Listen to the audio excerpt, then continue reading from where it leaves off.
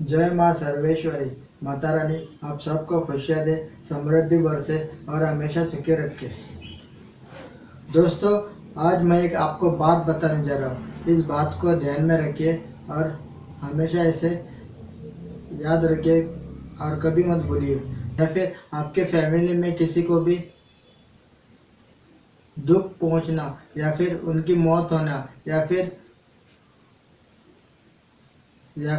उनसे झगड़ा होना या फिर आपके पति पत्नी के आपसे रिश्ते खराब होना या फिर बच्चों के सुख से संबंधित कुछ खराबियां मिलना या फिर उनको चोट लगना या फिर किसी किसी अपनों के कारण आपको दुख मिलना, ये सब कुछ पहले से तय किया हुआ है। जिस भी व्यक्ति के कुंडली में कुछ घटित होना है, जैसे कि दुर्घटना या फिर धोखा मिलना या फिर पैसे की चोरी होना या फिर पैसे फंस जाना या फिर लग्न के कार्य होना या फिर तो इन सब चीज़ों का हम पता कहाँ से लगाएंगे? ये सब कुंडली में हमें पहले से पता चल जाता है। ठीक उसी तरह से समझो कि इस साल में आपको दुर्घटना के योग निकल के आ गए या फिर इस साल में आपके पैसे फंस जाएंगे या फिर इस साल में आपका कोई करीबी आपको धोखा देगा या फिर इस साल में आपसे कोई अपना बिछड़ जाएगा या फिर इस साल में आपके अपनों के साथ अनबन हो गए। ये सब कुछ पहले से ही तय होता है। ठीक उसी तरह से कुंडली हमें यह बताती है कि आपको कौन से दुख कब चलकर मिलेंगे, कौन से सुख कब चलकर मिलेंगे। क्या आपको बच्चों से संबंधित सुख है या नहीं, क्या लड़कियों के संबंधित सुख है या नहीं, आपके पति पत्नी के आपसे रिश्ते कैसे होंगे, आपके फैमिली के सुख कैसे होंगे। उसी तरह से आप पहले जानकर अगर इस बुरे समय का आप उपाय कर लेते हैं तो आपको आगे चल के उन सब चीज़ों से निजात मिलेगी या फिर वो दुख आपके जीवन में कभी घटित नहीं होंगे। इसीलिए इस चीज़ का हमेशा याद रखिए।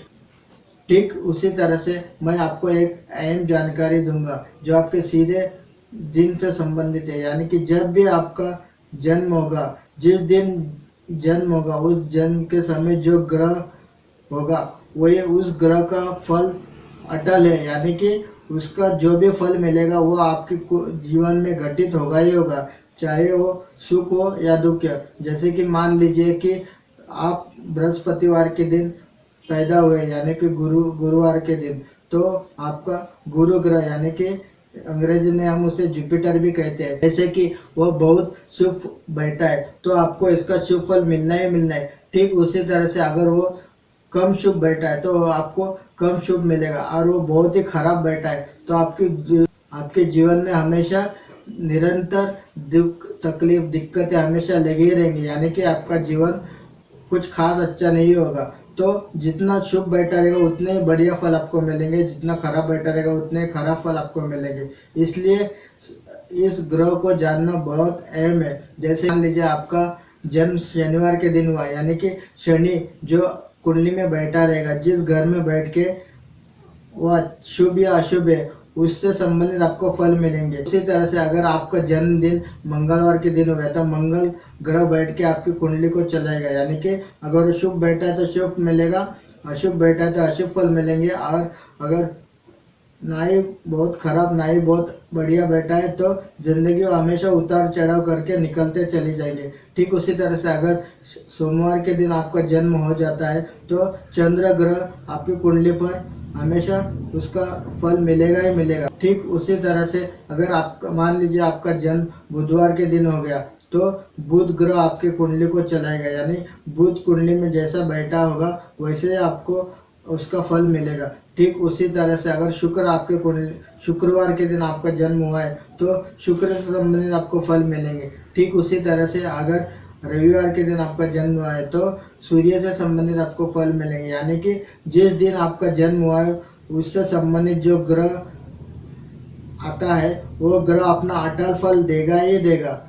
इस चीज को कभी मत भूलिए। ये कुंडली का सबसे अहम लॉ, जिस दिन पैदा आप हुए हो उस दिन से जो ग्रह आपको लग जाता है वो ग्रह अपना अटल फल देगा ही देगा। तो अब मैं आपको बताऊंगा कि कौन सा ग्रह कौन से दिन को लगता है। जैसे कि मान लीजिए रविवार तो सूर्य से संबंधित होगा, सोमवार तो चंद्र से संबंधित होगा, मंगलवार तो मंगल से संबंधित होगा, बुधवार तो बुध से संबंधित होगा, बृहस्पतिवार तो गुरु से संबंधित होगा, शुक्रवार तो शुक्र से संबंधित होगा, शनिवार तो शनि से संबंधित होगा, रविवार तो फिर सूर्य से संबंधित होगा। तो यह ग्रह जहाँ पे भी बैठेंगे वो अपना अटल फल देंगे ही देंगे, चाहे कुंडली में और कोई भी ग्रह कहीं पे भी बैठे हो, कैसे भी बैठे हो। लेकिन ये ग्रह अगर शुभ बैठे तो शुभ फल आपको मिलेंगे, अगर खराब बैठे तो खराब फल मिलेंगे, और बहुत ही खराब बैठे हैं तो खराब फल आपको मिलेंगे ही मिलेंगे। तो उतने ही बुरे फल आपको मिलेंगे, यानी कि कुंडली यानी कि जिंदगी आपकी व्यर्थ हो जाएगी।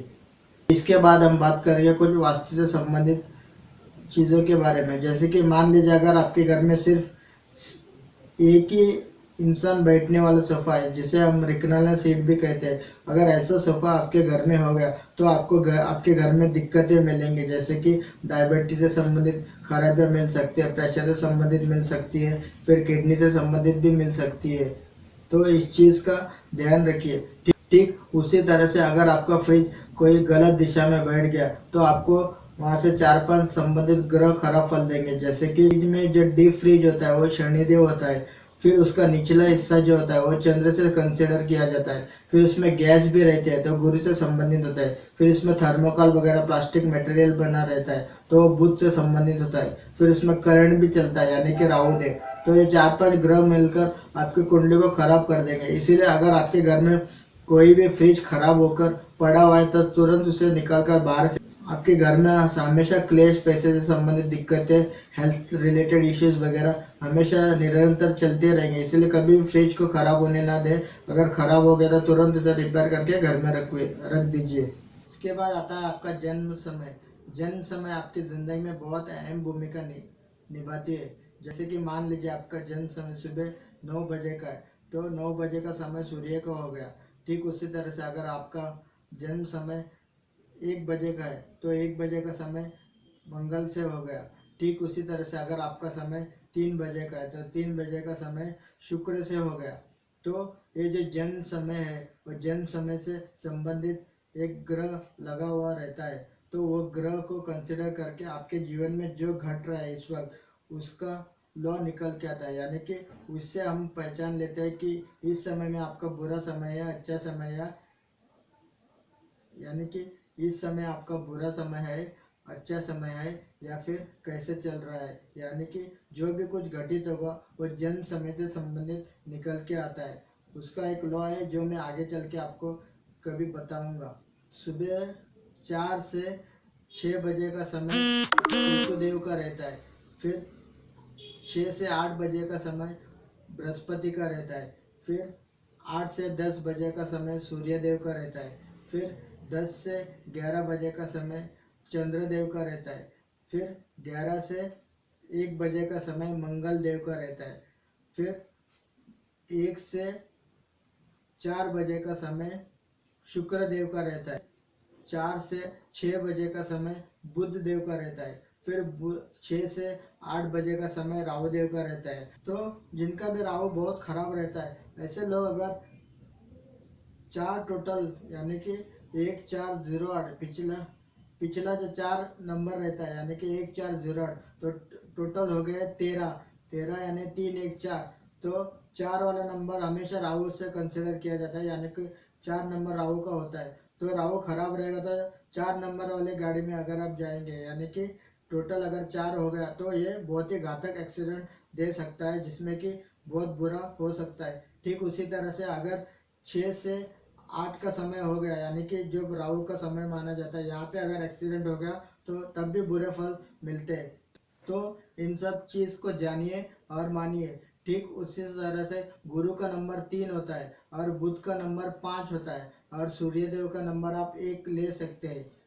तो जब भी टोटल आपका 8 हो जाएगा, जो पिछला नंबर चारों जोड़ के जब 8 नंबर निकल के आ जाएगा, तब वो नंबर आपने कभी भी नहीं लेना है, क्योंकि 8 नंबर हमेशा घातक योग देते हैं कि दुर्घटना के योग उसमें निकल के आएंगे ही आएंगे, जो कि बहुत ही बुरा प्रभाव आपके जीवन में डाल सकता है, यानी कि वहाँ पे मौत भी निकल के आ सकती है, क्योंकि 8वां घर हमेशा मौत से कंसिडर किया जाता है।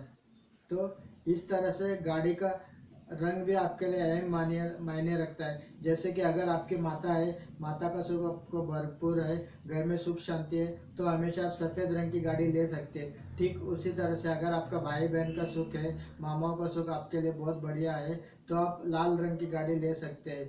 ठीक उसी तरह से अगर आपका शनि देव बहुत बढ़िया बैठा है, तो आप काले रंग की गाड़ी ले सकते हैं। ठीक उसी तरह से अगर आपके पति पत्नी के आपसे सुख बहुत बढ़िया है, उन कभी मतभेद नहीं होता और निरंतर जिंदगी चली जा रही है, तो मान लीजिए कि आपका शुक्रदेव अच्छा है, तब वहाँ पे आप ग्रे कलर के या फिर सिल्वर कलर की भी गाड़ी ले सकते हैं। ठीक उसी तरह से अगर आपका सूर्यदेव बहुत बढ़िया बैठा है, उच्च का बैठा है, या आप कोई बड़े सरकारी क्षेत्र में काम करते हैं, उच्च पद पर बैठे हुए हैं, तब आपको मरून कलर की गाड़ी ले सकते हैं। ठीक उसी तरह से अगर आपके बुद्ध देव बहुत बढ़िया बैठे हैं, बहुत बढ़िया बिजनेस वगैरह चल रहा है, तब वहाँ पे आप हल्के हल्के हरे कलर या हरे कलर की गाड़ी वगैरह ले सकते हैं। तो इन सब चीज़ का ध्यान रखिए, ताकि इन सब पे आपकी ज़िंदगी निर्भर है, क्योंकि अगर इसने आपको धोखा दे दिया, फिर आपको पता चलेगा कि आगे चल के ज़िंदगी कैसे व्यर्थ हो जाती है। तो आज के लिए बस इतना ही, क्योंकि समय की बहुत पाबंदी है। फिर आप एक काम ज़रूर कीजिए कि मेरा यूट्यूब चैनल लाइक ज़रूर कीजिए और उसे सब्सक्राइब कीजिए और शेयर करना ना भूलिए, कि आपके ज़रिए और भी लोगों को एक ज्ञान मिल सके। तो आज के लिए बस इतना ही। जय माँ सर्वेश्वरी।